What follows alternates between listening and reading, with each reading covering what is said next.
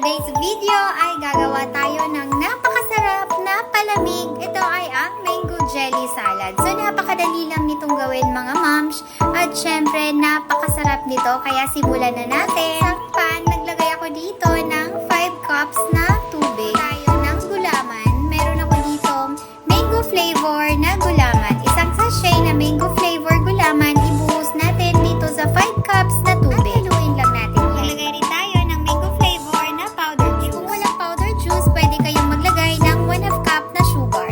Haluin lang natin ito para matunaw yung mga ingredients na ating nilagay. Lagay ng mango flavor dito. Optional lang. Kung wala kayo, pwede namang hindi nalagyan. Ayun naman, lulutuin na natin ito.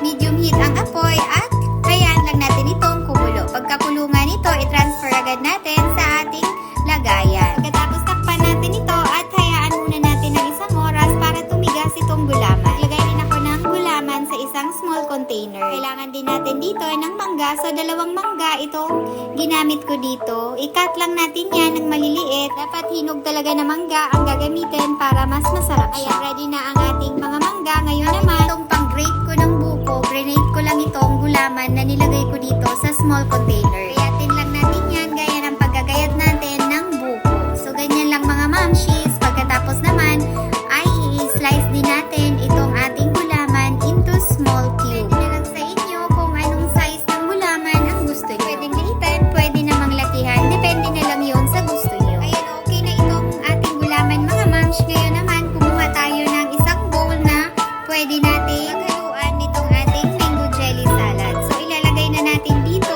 yung kinat natin na gulaman. Sunod naman ay ihahalo na din natin dito yung kinat natin na fresh mango. At kasunod naman natin ihahalo yung grenade natin na gulaman. So, ganyan lang kadali mga moms. Ipaghalu-haluin lang naman natin lahat ng mga ingredients na ating prepare dito sa isang bowl. Siyempre, imi-mix natin ito para magalo lahat yung ating nilagay dito sa ating bowl. After that, maglalagay tayo dito ng 1 can na evaporated milk. Lagay rin ako dito ng 1 pack na all-purpose cream at 1/2 cup na condensed milk. Mango flavor itong aking ginamit na condensed milk. At haluin lang natin ito. Tikman nyo ito. Kung kulang pa sa inyo ang tamis, pwede kayong magdagdag ng condensed milk. Bago natin itong iserve, ay ilagay muna ito sa chiller para lumamig. Mas masarap ito kapag malamig.